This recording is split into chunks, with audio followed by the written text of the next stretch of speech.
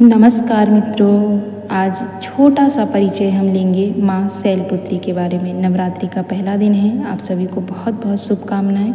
माँ शैलपुत्री के बारे में बहुत ही सूक्ष्म रूप में आज हम जानेंगे। यह पहला स्वरूप है माता का। इसका रहस्य समझने के लिए शिव सती प्रसंग का ध्यान देना चाहिए। सती दक्ष की पुत्री हैं। दक्ष अर्थात अपने कार्य में निपुण व्यक्ति।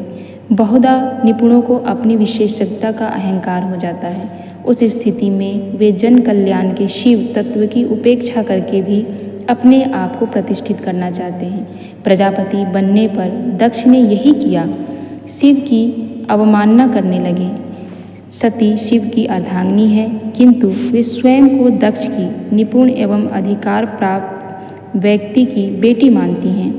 इसी आंतरिक मान्यता के कारण वे शिव की अर्धांगिनी पूरक होने का तथ्य भूलने लगती हैं। शिव के बार बार सावधान करने पर भी मानती नहीं। यही मान्यता उनके दुख और पतन का कारण बन जाती है। शिव से विमुख होने के प्रायश्चित स्वरूप वे शरीर छोड़ देती हैं, अपनी भूल समझती हैं और फिर हिमालय की पुत्री के रूप में आती हैं। हिम शांति और पर्वत स्थिरता का प्रतीक होता है। बुद्धि यदि चतुर व्यक्ति की है तो वह कुचक्रों में फंस जाती है। यदि शांत एवं दृढ़ आस्थावान की है तो वह शिव आत्मा के कल्याणकारी अनुशासन को ही इष्ट लक्ष्य मानती है। नर नारी को पहले बाल्यकाल में शैलपुत्री अर्थात शिवत्व के प्रति समर्पित भाव से विकसित होना चाहिए।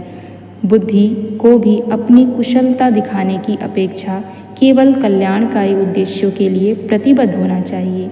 इस मूल आस्था को दृढ़ किया जाए तो नर नारी सभी की शक्ति शिवोन्मुख कल्याणकारी हो जाएगी। शैलपुत्री की साधना से ऐसी ही दृढ़ आस्था विकसित होनी चाहिए। इस कहानी में बहुत गूढ़ रहस्य छिपा है।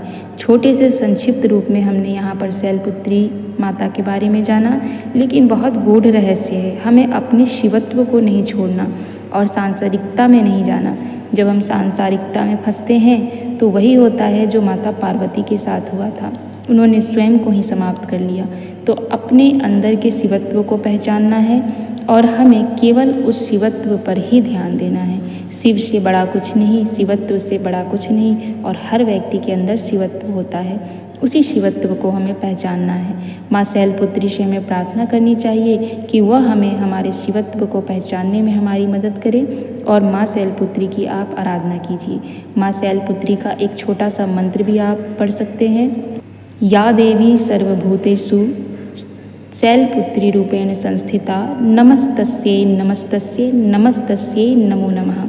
यह माँ शैलपुत्री का मंत्र है। इस मंत्र का आप जाप भी कर सकते हैं और इस प्रकार से माँ शैलपुत्री की आराधना कर सकते हैं।